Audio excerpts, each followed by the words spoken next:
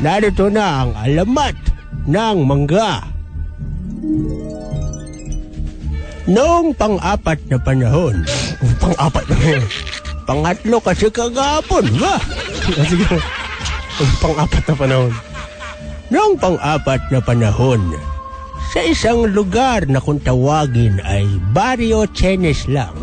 No? Chenes lang. Parang lingwaheng bading. Yun yung pangalan ng barrio dun sa kwento eh. Nagsisimula pa lang ako eh. Ginugulo na eh.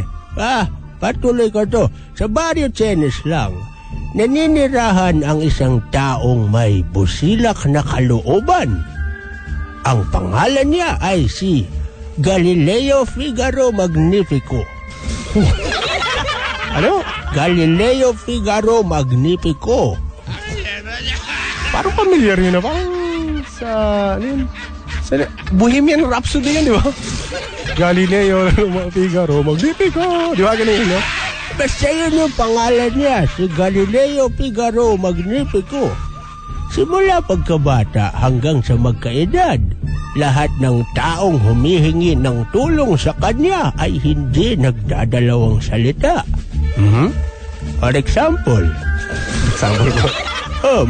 For example, may nanghihingi sa kanya ng pagkain. Kahit isusubo na lamang niya, ay ibibigay pa ni Galileo Figaro Magnifico. May pagkakataon pa nga na yung pagkain mismo na nasa bibig niya at nginunguya pa ay handa niyang ibigay sa iba. Kaso di niya ginagawa kasi kadiri yata yun, diba? Tapos, kahit na nang siya ay umidad na at pumuti na ang buhok, taglay pa rin ni Galileo Figaro Magnifico ang kabusilakan ng puso. Minsan, may isang batang naglalaro ng saranggola sa may bakuran ng bahay ni Galileo Figaro Magnifico nang biglang sumabit ang saranggola nito sa puno na pag-aari ng matanda. Tumawag ang paslit at ang sabi, Manong, yung saranggola ko, sumabit sa puno niyo." Dali-daling lumabas sa kanyang kubol ang matanda at kahit na marupok na ang mga buto at nirarayuman na, inakyat nito ang tuktok ng puno para lamang makuha ang saranggola ng bata. Subalit dahil mahina na nga ang kanyang kamay, dumupilas ang pagkakakapit niya sa sanga ng puno at siya ay nahulog. Sa kasamaang palad at dahil sa kanyang kabaitan, si Galileo Figaro Magnifico ay binawian ng buhay at kinuha ni Lord. Si Lord Ramos. Siya yung embalsamador sa Barrio Chenes lang. Tapos, kumalat ang balita sa buong lupain. Kaya nagkaroon ng General Assembly sa Barrio Chenes lang upang pag-usapan kung papaano nila mabibigyang pugay si Galileo Figaro Magnifico.